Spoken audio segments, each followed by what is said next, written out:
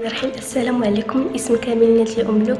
أدرس بثانوية التأهيلية سوسة، مستوى الدراسي الثاني إعدادي بإقليم الشوك أيتها، ومقتطف من قصتي بعنوان الهدية المخبأة. وفي مكتب والده وجد الإنجيل الذي تركه منذ سنين عديدة، كما هو فتحه وبدأ يقلب في صفحاته، وبينما كان يتصفح سقط من غلاف الإنجيل شيء ثمين ومعدني، ارتطم بالأرض وانحدرت الدموع كالسيل على خديه عندما رأى أن به مفتاح السيارة الرياضية التي كان يحلم بها، ومعه ميدالية المفتاح وبطاقة مكتوب عليها: أتمنى لك حياة مليئة بالأفراح.